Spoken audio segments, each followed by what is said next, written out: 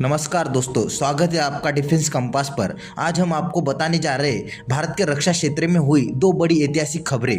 पहली, Hindustan aeronautics limited यानी HAL का भारतीय वायुसेना को 12 नए इंटरमीडिएट जेट ट्रेनर यशस टेस्ट 2 विमान लीज पर देने का निर्णय।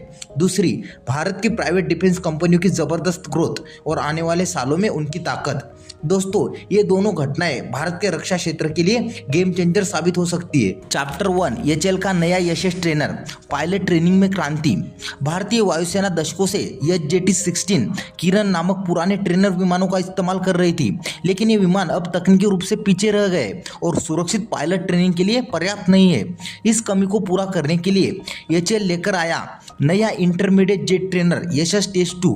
पहले इसे एचजेटी-36 सितारा कहा जाता था, लेकिन प्रोजेक्ट को 20 साल से ज़्यादा देरी का सामना करना पड़ा क्योंकि विमान में स्पिन रिकवरी और हैंडलिंग की गंभीर दिक्कतें थी। अब एचएएल ने इस ट्रेनर को पूरी तरह से अपग्रेड और रिब्रांड किया है। नया एरोडायनामिक डिजाइन, आधुनिक ग्लास कॉकपिट, बेहतर सुरक्षा और स्थिरता। यह ट्रेनर अब स्टेज 1 बेसिक ट्रेनिंग और स्टेज 3 एडवांस ट्रेनिंग जैसे कि तेजस MK1A, राफेल, सुखोई 30 MKI के बीच का महत्वपूर्ण पुल बनेगा। चैप्टर 2, एचएएल का लीज प्लान और भविष्य की डील।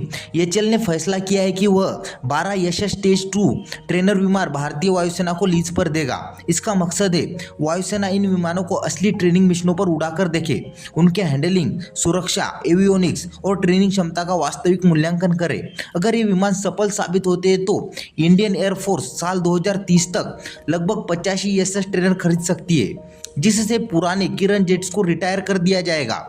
यह कदम भारत के आत्मनिर्भर भारत मिशन और रक्षा आत्मनिर्भरता को नई मजबूती देता है। चैप्टर 3, हल्के अटैक जेट में अपग्रेड की संभावना।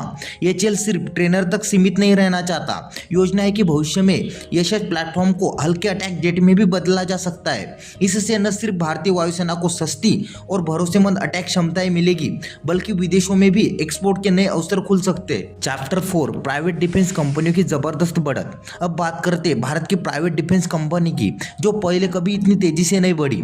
रेटिंग के अनुसार फाइनेंशियल ईयर 2026 में प्राइवेट डिफेंस कंपनियों की आय में 16 से 18% की वृद्धि होने की उम्मीद है।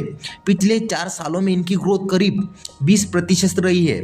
इस तेजी के पीछे कई बड़े कारण हैं, जैसे कि सरकार की नीतियां, बढ़ता रक्षा बजट और emergency procurement plant, private sector का R&D और नई तकनीकों में भारी निवेश। चैप्टर 5, निवेश और ऑर्डर बुक की ताकत। सिर्फ पिछले 3 साल में प्राइवेट डिफेंस कंपनियों ने करीब 3600 करोड़ का निवेश किया है। इनमें से बड़ा हिस्सा R&D और नई टेक्नोलॉजी पर खर्च हुआ है, बाकी वर्किंग कैपिटल और प्रोडक्शन क्षमता बढ़ाने पर लगाया गया। इन कंपनियों के पास अब फाइनेंशियल ईयर 2025 में 40,000 करोड़ के ऑर्डर थे, जो फाइनेंशियल ईयर 2026 तक 55,000 करोड़ तक पहुंचने की उम्मीद है। सबसे ज़्यादा डिमांड है electronics warfare system, C4ISR solution यानी command control communication intelligence, aerospace equipment और कंपोनेंट्स। इनकी ऑपरेटिंग मार्जिन 18 से 19% पर स्थिर रहने की संभावना है, यानी कंपनियां मुनाफे में काम करेगी। चैप्टर 6, चुनौतियां और अवसर। हालांकि भारत के डिफेंस सेक्टर के सामने कुछ चुनौतियां हैं, जैसे पॉलिसी में बदलाव, ग्लोबल सप्लाई चेन में रुकावटें, जो पॉलिटिकल तनाव, लेकिन इनसे निपटने के लिए मजबूत फाइनेंशियल हेल्थ, बढ़ता R&D और सरकार का सपोर्ट भारत को मजबूती दे रहा है। चैप्टर 7, निष्कर्ष। दोस्तों, इन दोनों खबरों से साफ है कि भारत सिर्फ हथियार बनाने वाला देश नहीं रह गया। अब हम खुद डिजाइन, डेवलप और मैन्युफैक्चरिंग कर रहे हैं। एचएएल का यशस ट्रेनर वायुसेना के पायलटों के लिए नई क्रांति ला सकता है और प्राइवेट डिफेंस कंपनियों की ग्रोथ हमें वैश्विक डिफेंस एक्सपोर्टर बना सकती है। आने वाले समय में भारत का डिफेंस सेक्टर दुनिया के सामने एक नई ताकत बनकर उभरेगा। तो आज के वीडियो में बस इतना ही। वीडियो अच्छा लगा तो प्लीज़ लाइक, शेयर और चैनल को सब्सक्राइब करना ना भूले।